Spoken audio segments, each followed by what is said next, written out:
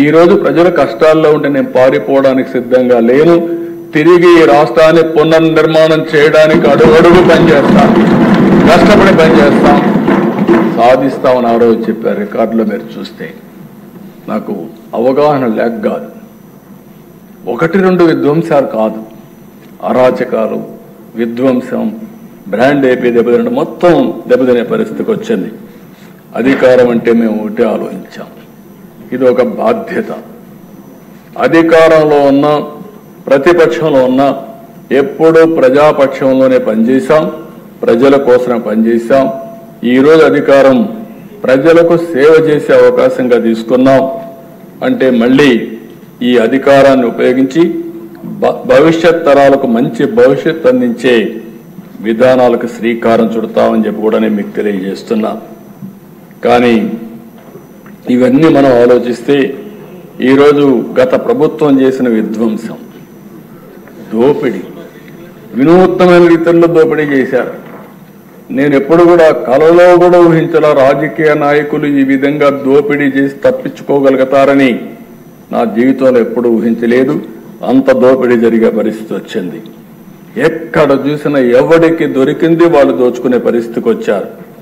ఇంకో పక్క కక్ష సాధింపు, వ్యవస్థలన్నీ ఒక తప్పుడు పని చేయాలంటే వ్యవస్థలుంటే ఇమ్మీడియట్గా బయట వచ్చేస్తాయి.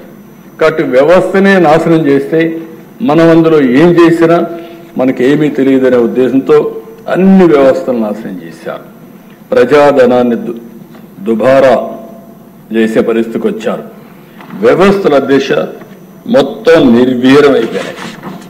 మామూలు 1-2 వ్యవస్థలు కాదు, అన్ని వ్యవస్థలు నిర్వీర్యమైపోయే పరిస్థితి వచ్చింది.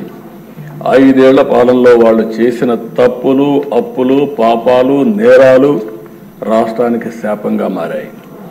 ఆ రంగం ఈ రంగం అని కాదు, ఏ శాఖలో చూసినా సర్వం అస్తవ్యస్తం చేశారు.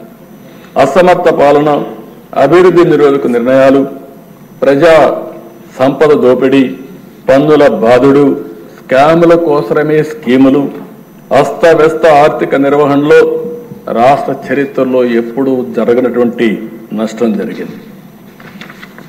ఒక ఉదాహరణ, ఒక 10 విషయాలు మాత్రం మీ దృష్టికి తీసుకొస్తున్నా, రాష్ట్ర ప్రజల దృష్టికి తీసుకొస్తున్నా.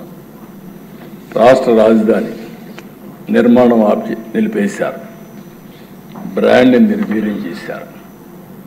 ఆ రోజు ప్రపంచం అంతా చర్చించారు, అమరావతి ఒక కొత్త నగరం వస్తూ ఉంది, ఈ దేశానికి కొత్త నగరాలు అవసరం, అలాంటి నగరాల కోసం అమరావతి వచ్చినప్పుడు ఇది ప్రపంచంలోనే ఒక మేటైన నగరంగా తయారవుతుందని చెప్పి అందరూ ఆశించే పరిస్థితికి వచ్చారు. ₹1 ఖర్చు పెట్టాల్సిన అవసరం లేదు. కానీ ఏం చెప్పారు, దేశం 1,00,000 కోట్లు కావాలి, ఎక్కడ డబ్బులు ఉన్నాయన్నారు. నేను ఆ రోజు కూడా చెప్పాను, ఈ ప్రాజెక్టు డబ్బుల కంటే కూడా సెల్ఫ్ ఫైనాన్సింగ్ ప్రాజెక్ట్ ఇది. అక్కడ 10,000 ఎకరాలు దగ్గర భూమి ఉంది, అది అమ్ముకుంటే ఫేజ్డ్ మేనర్లో ఈ రాజధాని కట్టుకోవచ్చు చెప్పే పరిస్థితికి వచ్చాం. వినకుండా చేసే పరిస్థితికి వచ్చారు. జీవనాడి పోలవరాన్ని ఎన్నోసార్లు చెప్పాను, ఆంధ్రప్రదేశ్ జీవనాడి పోలవరం పూర్తి చేసుకుని నదుల అనుసంధానం చేయగలిగితే ఈ రాష్ట్రానికి కరువు అనే పరిస్థితి రాదు. ఇది మనం చేయాల్సిన బాధ్యత ఉంది. విభజన జరిగింది, పోలవరాన్ని నేషనల్ ప్రాజెక్టుగా పెట్టారు, పూర్తిగా కేంద్రం పూర్తి చేస్తామని హామీ ఇచ్చారు. అలాంటప్పుడు దీన్ని చేసుకోవాలని చెప్తే కడాన డయాఫామ్ వాల్ పోలవరంలో 50 లక్షల cusecs of water peak season లో డిశ్చార్జ్ అవుతుంది. 50 లక్షల క్యూసిక్స్ ఆఫ్ వాటర్. దేశంలో ఏ ప్రాజెక్టుకి ఇంత నీళ్లు, ఇంత వరద వచ్చే సమస్య లేదు. అలాంటి ప్రాజెక్టులు ఏజెన్సీని మార్చి, అదే మరి ఆఫీసర్లను మార్చి, వర్షాలు వస్తే గాలి వదిలిపెట్టారు. దాంతో వర్షాలు వచ్చాయి, మొత్తం డయాఫామ్ వాళ్ళు కొట్టుకోకపోతే 2 సంవత్సరాలు పట్టించుకోలేదు, ఎప్పుడు పోయిందో తెలియదు వీళ్ళకు. తర్వాత సెంట్రల్ గవర్నమెంట్ దానిపైన ఐఐటి హైదరాబాద్ నేస్తే వాళ్ళు చాలా స్పష్టమైన రిపోర్ట్ ఇస్తే దానికి కూడా వితండవాదం మొదలుపెట్టే పరిస్థితికి వచ్చారు.